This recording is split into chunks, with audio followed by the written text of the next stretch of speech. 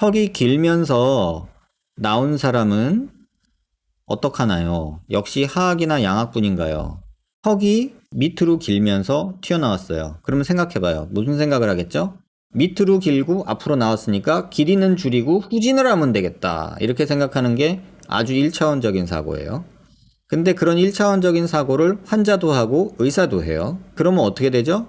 턱이 길이가 짧아지고 후진이 되면 턱 나온 것도 없어지고 길이도 짧아지니까 내가 원하는 게 될 거야. 이렇게 생각을 하죠. 근데 현실은 어떠냐면은 살이 후진하고 짧아지면 이렇게 늘어지면서 정면에서 봤을 때는 얼굴 길이가 이렇게 길게 보이고 이중턱만 생기는 상황으로 변한다. 수술을 하고서 이렇게 늘어지면서 살짝 마녀턱 같은 느낌이 생기면서 턱이 매달린 턱으로 변한다. 그래서 실제로 그렇게 수술하신 분이 있는데 이렇게 보면 여기는 꺼져서 늘어져 보이고 여기는 약간 패인 느낌이 보이죠. 옆에서 보면은 이렇게 턱살이 밑으로 늘어지고 여기서 이중턱이 생기고 실제로 후진하고 나면은 이런 식으로 전체적인 모양이 만들어진다.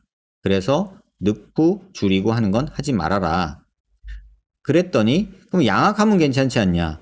원리를 이해하세요. 양악을 하면 턱 끝이 후진하는 거예요. 턱이 나왔으니까 후진을 할 거 아니에요. 그러면 똑같이 이중턱 생기고 여기 턱 생기겠죠. 그리고 이 상태에서 나온 턱을 후진한다고 생각해 보세요. 그러면 어떻게 되냐? 이렇게 나온 턱이 있다고 한번 생각을 해보자고요. 그래서 자르고 후진하면 안 된다 그랬어요. 그랬더니 그러면은 회전하면 되겠다. 이게 회전하는 게 양악이에요. 이런 식으로. 그럼 회전하면 되겠지? 그러면 어떻게 되겠어요? 이렇게 되겠죠? 그러면은 들어는 가요. 근데 문제는 얘보다 이 초록색이 더 길어지겠죠? 이렇게? 그럼 더 길어져요. 이렇게 회전하니까. 이게 양악 수술이거든요. 그럼 주걱턱은 좋아지는데 턱은 길어져요. 이런 상황이 나와요. 그럼 줄이면 되지 않냐? 줄이면 어떻게 된다고요? 살은 더 늘어져요. 그래서 이 모습이 필연적으로 따라온다는 얘기예요. 그래서 이런 질문들이 왜 나오는지를 생각해 보면은 여러분들이 이렇게 생각하셔서 그래요. 뭐는 뭐 이렇게 1차원적인 사고 그걸 하면 안 돼요.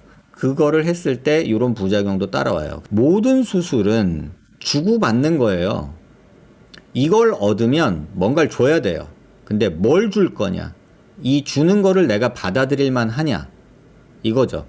많이 얻고 싶어서 많이 주면 그래도 본전 생각나거든요. 잃어버린 게 너무 크면.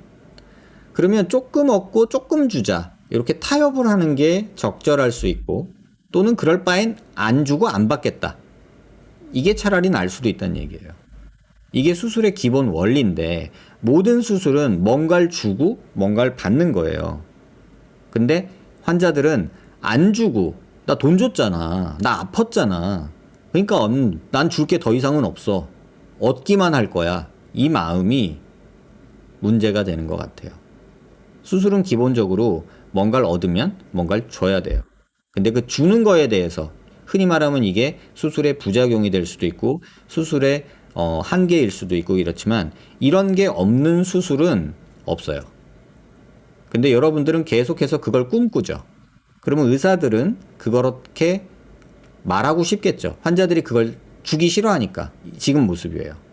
광대 수술도 봐요. 광대는 줄이고 싶은데 볼처짐이 걱정돼. 그러니까 지금 광대 광고하는 병원들의 대부분의 모습들을 보세요. 볼처짐 없는 광대 수술이라고 광고를 하고 있어요. 근데 볼처짐 없는 광대 수술은 세상에 존재할 수가 없어요. 그러면 광대를 조금 줄이고 최대한 뼈를 삭제하지 않으면서 보존하면 처짐이 그만큼 없을 수는 있어요. 하지만 양껏 줄이고 뼈까지 줄여내면서 왕창 줄이면서 볼처짐도 아예 없고 볼페임도 없어야 된다 이러면서 광고를 하면 딱 여러분이 원하는 그 간지러운 데를 긁어주는 거잖아요. 그러면 그 말만 믿고 수술을 하죠.